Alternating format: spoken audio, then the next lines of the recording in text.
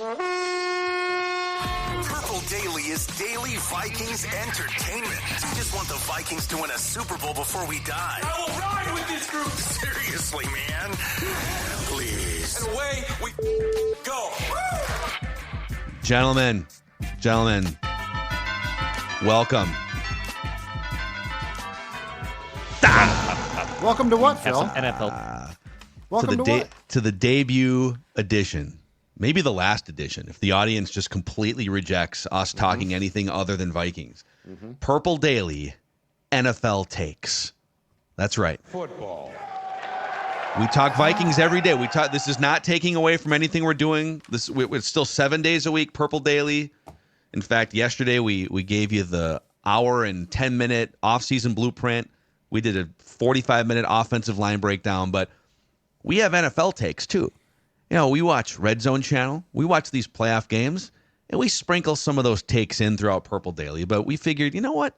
What if we carved out one time a week here on Purple Daily to just deliver our NFL takes? Football. Huh?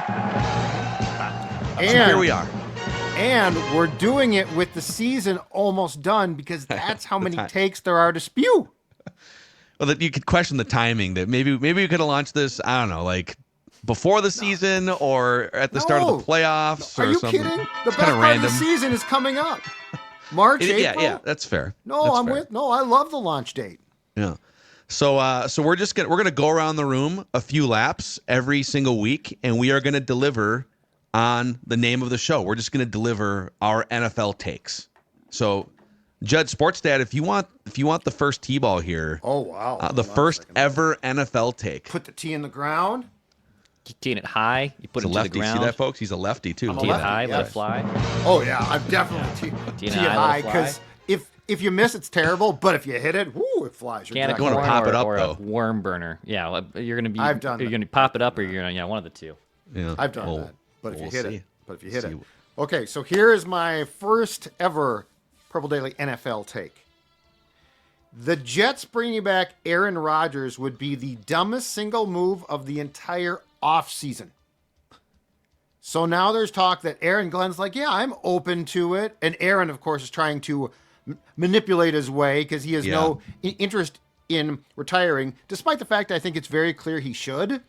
And the Jets, of course, being the Jets now they do have a new coach, GM, and the GM was actually Kevin O'Connell's backup at San Diego State and his roommate, big buddies. But bringing back Aaron Rodgers for a team that it didn't work and desperately needs to get its identity, which it has none right now, would be the biggest single mistake of the entire NFL offseason. So, okay, I love this. By the way, there it is. That's the first ever take on Purple Daily NFL takes right there. I feel like came with it, too. Be proud of yourself, Jeff. I feel like came with it. Purpley and all. So he's going to be 42 years old this season. He has a cap hit of $23.5 million. And I guess you could just you could eat that cap hit and just be done with it after this year. There are some void years you have to deal with, but here's the thing, though.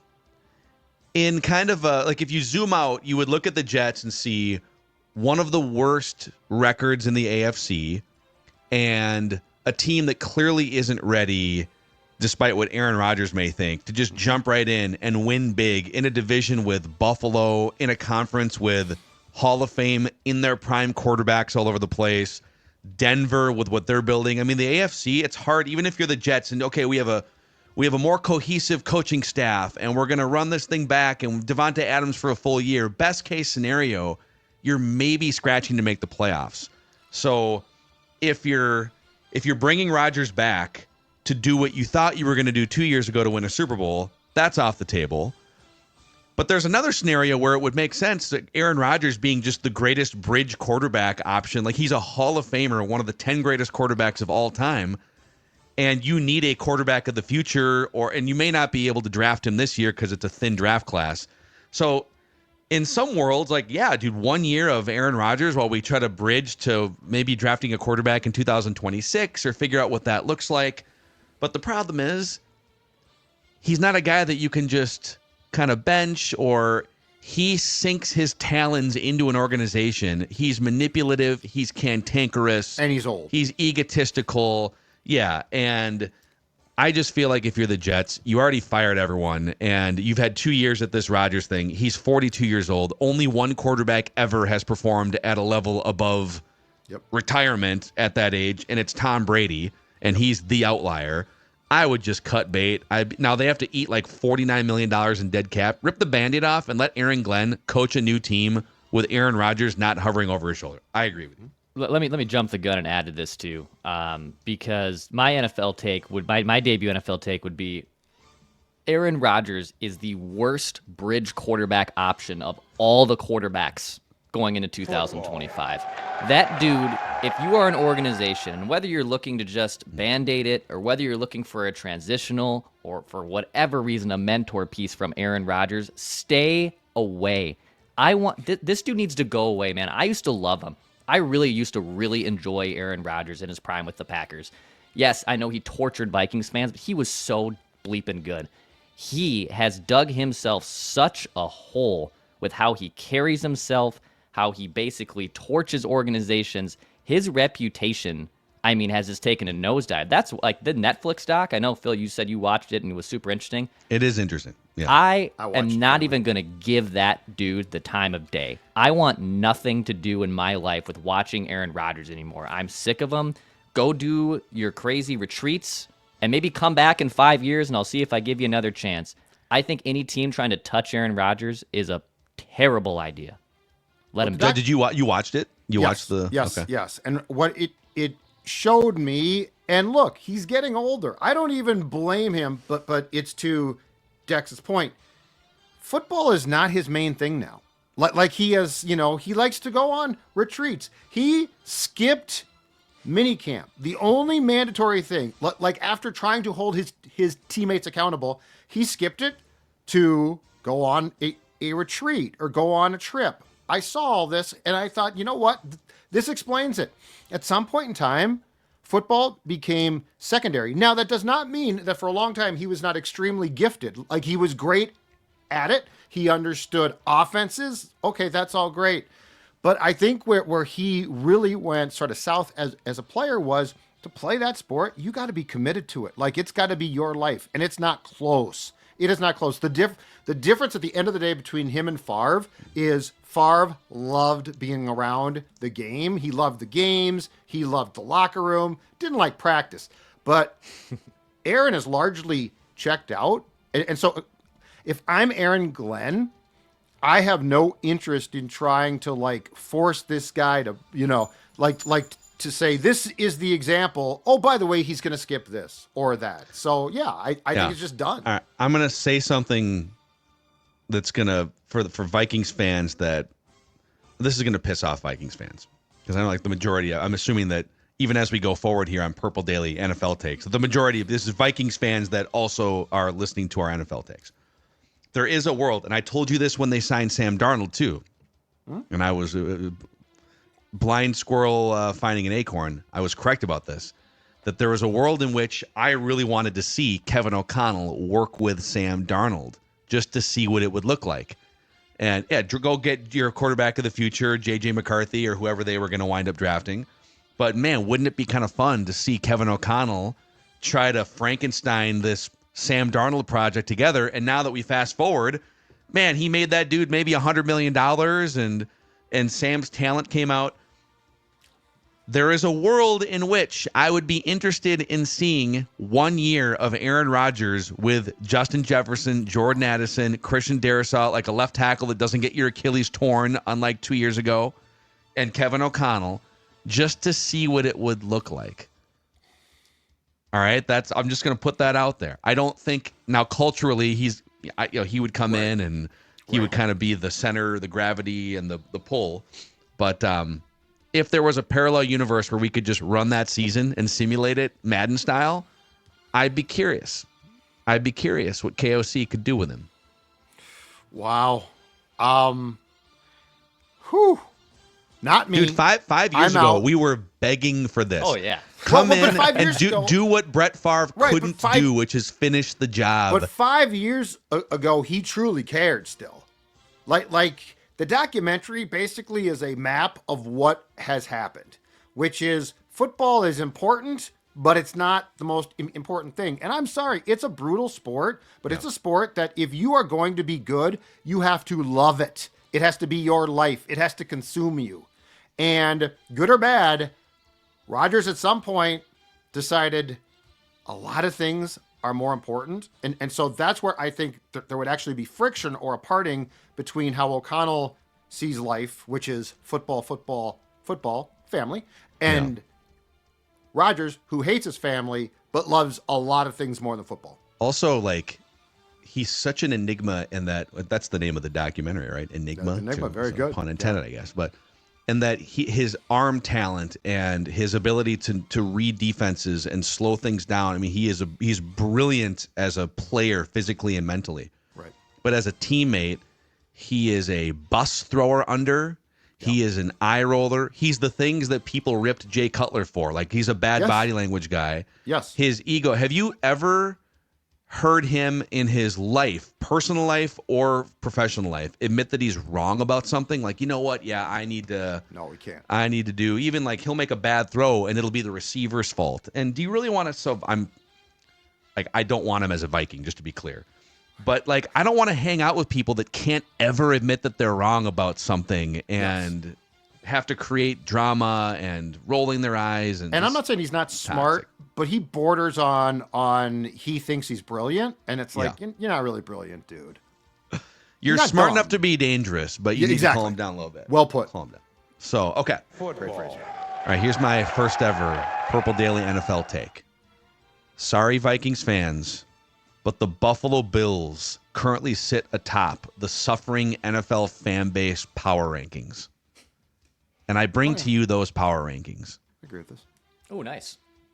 I've got 5, and you guys can tell me if I'm wrong. Am I missing someone? God, love rankings. I should have done 10. Probably could have snuck 10 here. 32. Maybe we can build this out to 32. Who's 32 right now? The Chiefs, probably, right? Oh God, it's not even close. So Chiefs 32. Patriots are going up. Actually, who's 31? Patriots are still in the bottom 5 for suffering, right? Yes. Like, sorry, you guys had your. Sorry that it didn't work out with Gerard Mayo and Mac Jones. I think you can take a deep breath.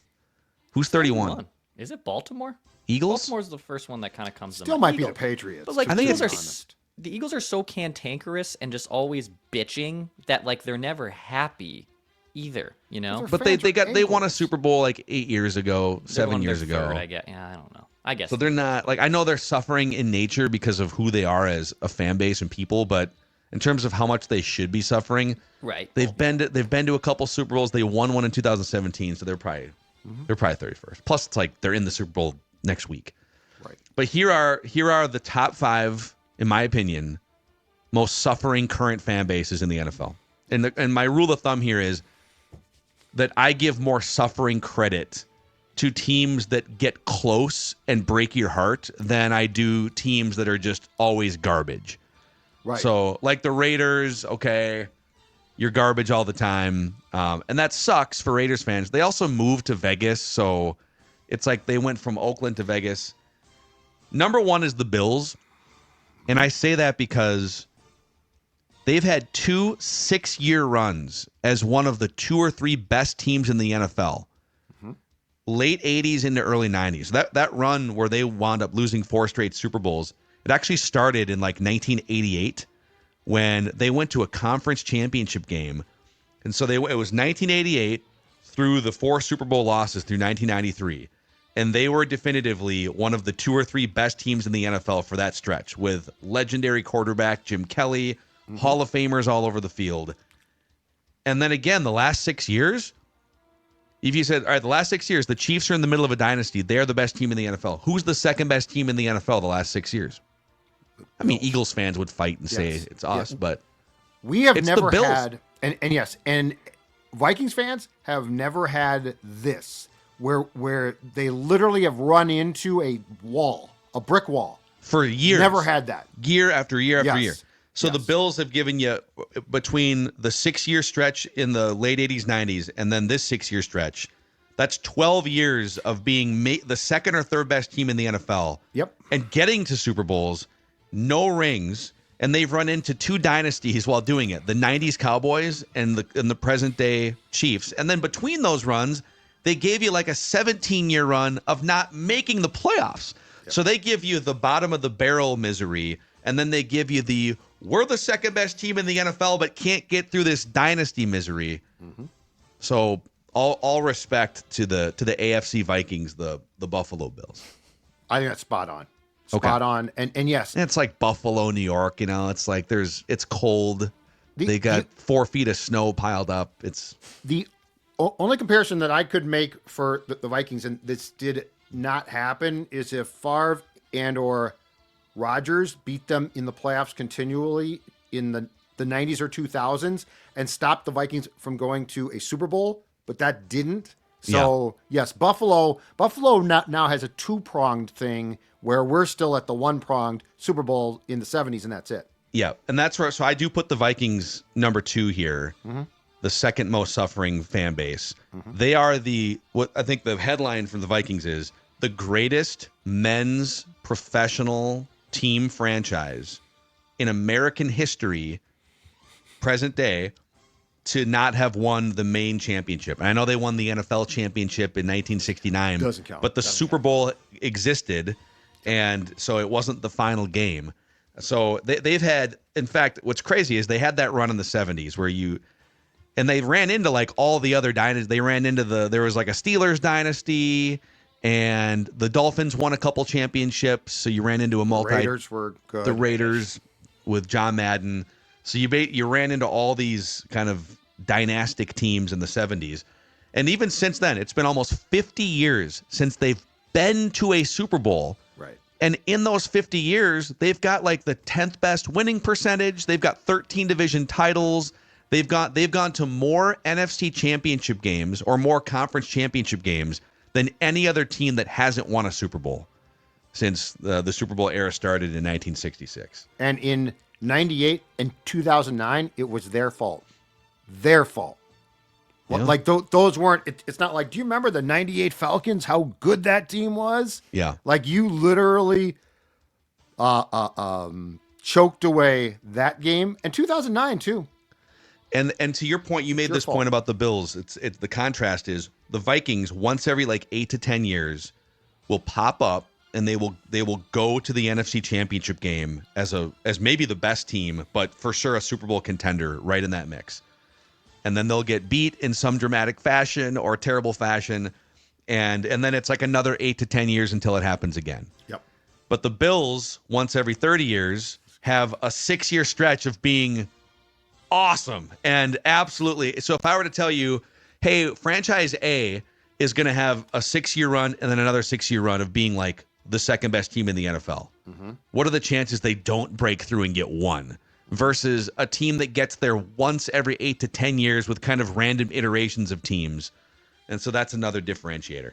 Okay, number 3, the Cleveland Browns.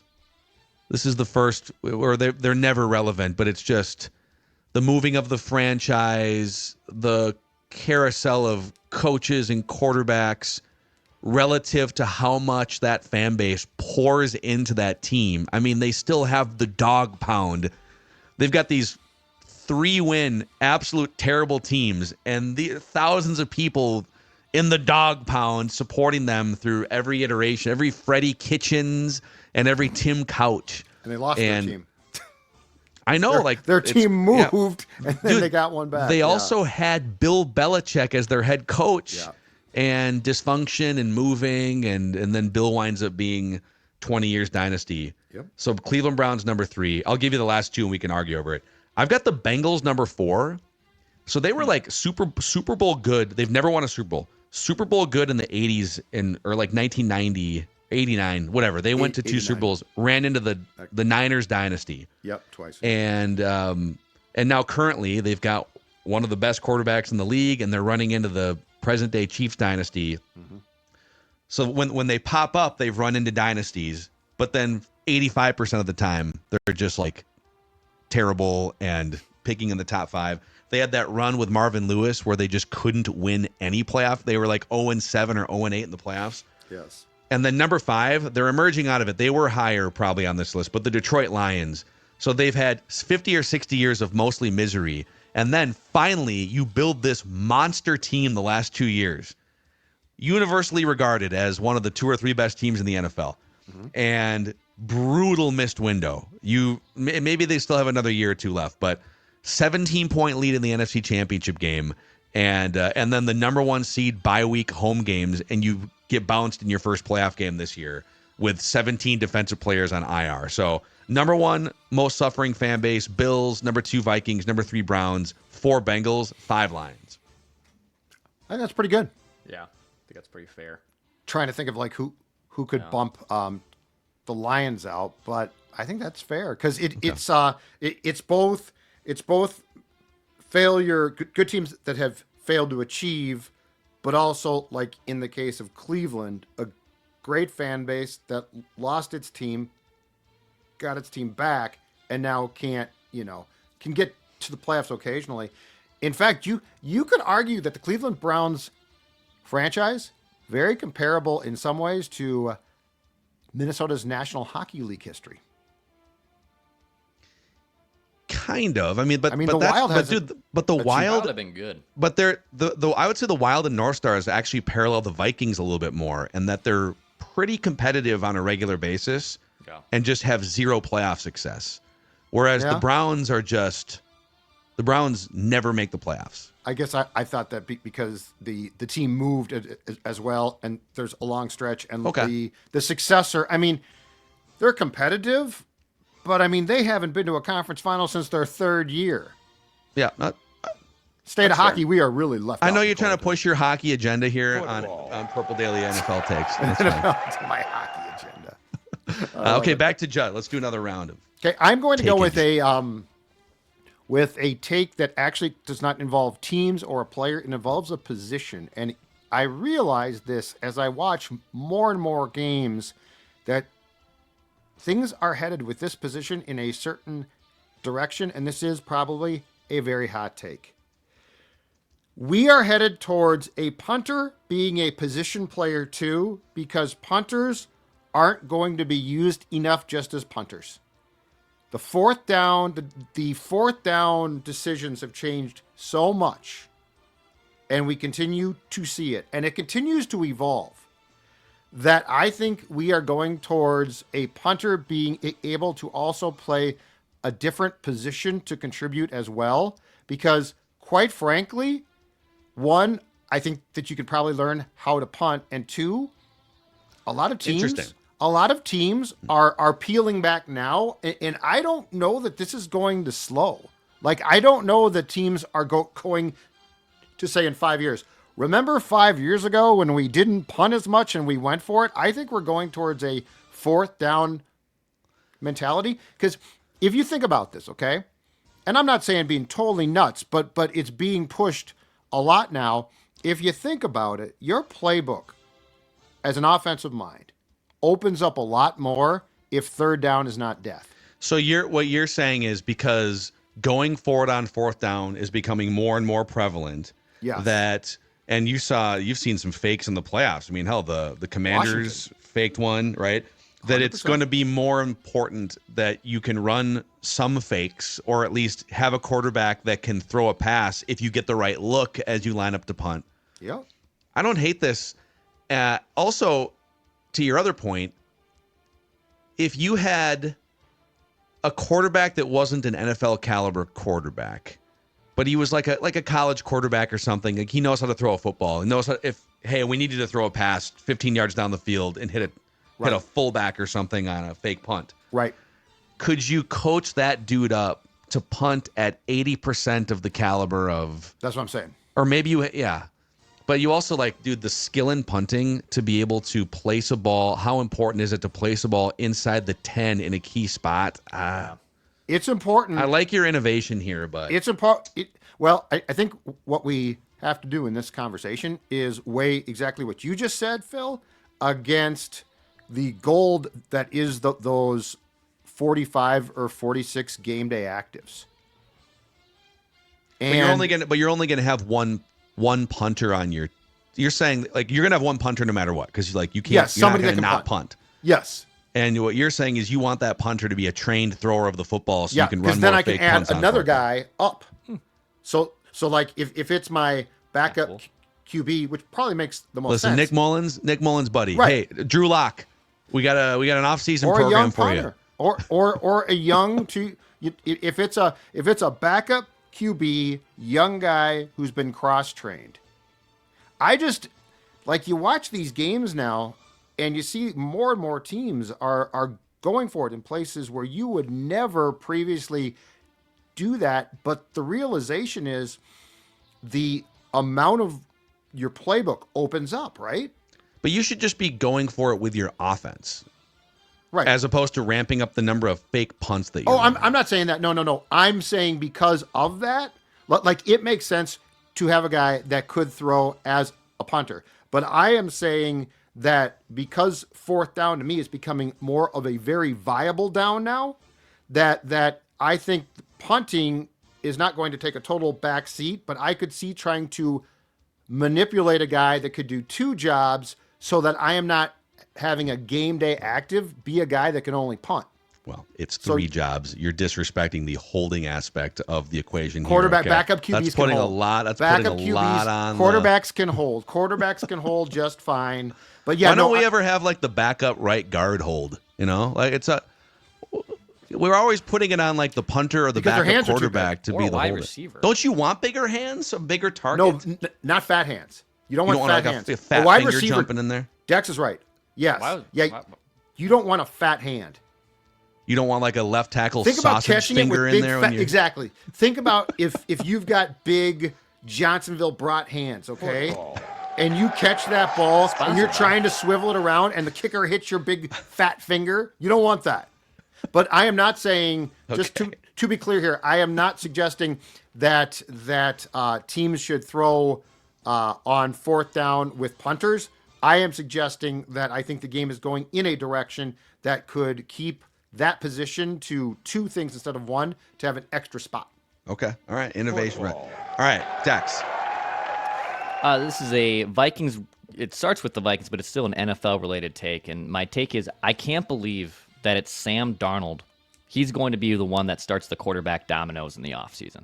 Like with all these teams that are still looking for quarterback help, whether it's in the draft or in free agency, I can't believe it's Sam Darnold. He's the one that's going to set off this whole thing because he wants maybe a $40 million a year contract. And That's great. Yeah, like other quarterbacks don't hit the open market. But like, where's Daniel Jones going to go? Where's Russell Wilson? Where's our guy Kirk Cousins going to go? Everything starts with Sam Darnold. And to me, that is hilarious. We never saw any of that coming a year ago when he signed the 1 year, $10 million contract. We certainly obviously didn't see the season that Darnold was going to have either. But I can't believe that the market is being set by Sam Darnold. It's wild to me. May I suggest, though, that Kirk Cousins is going to cause Darnold problems? Because if he's let go with the offset that the Falcons are going to have to pay, I could actually see a team that was toying with, should we chase Sam? Saying, hold on a second here. We could pay Kirk way less because he's going to stick it to the Falcons big time. So I think you're right, Dex, but I also could see Kirk haunting Sam by gumming up the works. And actually, if it's like, okay, we could pay Sam $40 million per year over 3 years, 90 guaranteed, right? Or I could get Kirk Cousins coming back from an Achilles. Yes, he's old, but he's not as old as Rodgers. I think there's a chance that Cousins could gum up the works for Sam and actually serve as a really good bridge, potentially. So if the timing of it's going to be, because like from a supply and demand standpoint, you're right. Like if Kirk becomes, and he's going to force his way out. There's no way. He should. And I know the Falcons for leverage have to say, well, we think he can be a backup to Michael Penix. And you're not going to, you're just want to get flush the situation. They made a mistake. Yeah. And be done with it. Yep. But I believe if they cut him, which is what will happen, right? He'll force that because he has a full no trade clause. So he'll just be cut. He'll just leverage into getting cut. Yep. That he can sign before the league year free agency opens. Because I'm pretty sure that's what Russell Wilson got cut by the Broncos, and I think if you're cut, you can actually sign before. I'm almost positive you're right. So it's possible that Kirk would pick a team well before Sam Darnold, and there's all these back channel conversations happening. Anyways, so that's something to keep an eye on. This kind of leads into my next our last football take here for the first edition here, because I think that the team that would be perfect for Darnold is the Raiders or the Steelers. We've talked about those two teams, but on the Raiders front, it's okay to hire old coaches. We've gone too far with the slander against old coaches, the ageism when it comes to we always need to find a 37-year-old hot commodity coordinator guy. Couldn't possibly hire someone who's over the age of 62 years old because they're outdated, and this is a young man's league, right? I think the Raiders made an awesome hire in Pete Carroll. And I think Pete Carroll's presence makes it a friendlier landing spot for Sam Darnold. I know you don't have Ben Johnson level innovation and triple reverses being called or whatever, but with the Steelers and Mike Tomlin, I know he's not an offensive-minded guy, but you've got culture and stability with the Raiders. Pete Carroll might not be a brilliant offensive mastermind genius who calls reverse toss sweeps to backup tight ends, but he builds cultures. Pete Carroll is here to do two things: chew bubblegum, literally, and build football cultures. And he's 73, so it's definitely not a 10-year long-term fix. But there are some franchises in the league that are beyond just needing a trickster offensive coordinator. If you're the Jaguars, all right, bring in the offensive coordinator guy that can work with Trevor Lawrence and maybe unlock him. I don't know. If you're the Raiders or this is my Bears complaint, and your entire franchise is just bad culture and losing, permeating, bring in someone that can elevate the franchise from a cultural standpoint. So I love the hire of Pete Carroll. Let's stop freezing out the old coaches. We've gone too far. And I think it opens the door for Sam Darnold to throw bombs down the field. That's what Pete Carroll wanted Russell Wilson to do for all those years. Just throw bombs down the field. Yep. Make it happen. Yep. So here's my question, though. It sort of applies to the Bears. It for sure applies to the Raiders, and it's this, though. Can a coach who's good at setting a culture set a culture where the people above him suck? But Tom Brady's there now. Mark Davis, though, did you see his comments? Quotes. Yeah, it was weird. Yesterday? Yes. He basically said Tom's going to play the same role that John Gruden was supposed to. Now, they just hired John Spytek, Declan's guy, as GM. Spytek. John Spytek. So they just hired him as GM. But Mark Davis's quotes were, I hired Gruden to be like my football sounding board, my guy. And that's now Tom's role here. Except for the fact that Mark Davis failed to acknowledge that on Sundays, Tom has to work doing games on Fox. So your commitment is in question. I'm just saying, I don't know that the Raiders, I don't know that Brady, I don't know that Carroll, unfortunately, can overcome the dysfunction of the fact that Mark Davis is nuts. We'll see. He is nuts. He does have a goofy bowl haircut. Some teams should have to sell. But Cowboys should have to sell too. But this is the best infrastructure that Mark Davis has had since Al Davis died. So we're going to bring in Tom Brady as kind of like an owner consultant guy. Yeah. He knows what a winning culture looks like. We're going to John Spytek has been highly regarded as an assistant GM for years and years. I mean, he was interviewing for the Vikings job a few years ago too. And we're going to bring in a future Hall of Fame coach, a guy who for 25 years built culture at USC and built culture in Seattle. I mean, I would say if Tom Brady and Pete Carroll can't turn around your garbage franchise, then there is no hope for the future of the Raiders, period. I'm not convinced that Brady is going to be as good as we think, based on the fact that he was a fantastic player. He worked his ass off. The one thing with him that I'd be careful of, though, is I don't know that his expectation won't be that the rest of the world shouldn't be as good as he was at what he did. That's why you keep him at a distance, though. He's not going to be. I know. I'm just saying. I have in the position. I have real meeting. doubts on Tom. I have real doubts on Tom. He's a glorified consultant. It's really Pete Carroll is the one that's Yeah. really, and then Spy Tech. But the problem John then is, Spy. does Davis allow Pete Carroll to do what he does well? Like, it's like the Cowboys. Like, it's very clear the cancer is Jerry Jones, right? Dude, that was a weird ass press conference yesterday. He's lost it. He's sitting next to Brian Schottenheimer talking about just how the public perception of this hire and how I got here taking gambles. He's basically saying the guy sitting next to me is a massive gamble by me. Yes. But this is how we've been. And then Stephen Jones doing the air quotes around the supposed 30-year. No, it's not supposed. There's no air quotes, dude. It is a 30-year drought. It's a 30-year drought. Yes. Just Good sell. session here, boys. Good session. I want to pick teams that should be sold. Football. Well, you can do that next week on Purple Daily Washington NFL sold. Takes. See what happened? See what happened with the Commanders? bitter Dan Snyder What a watching that run to the jackass NFC he Championship is. game. All right. He's the sports dad, Judd. He's our executive producer, Dex. I'm Phil. And this was Purple Daily, the first ever edition of NFL Takes. Football.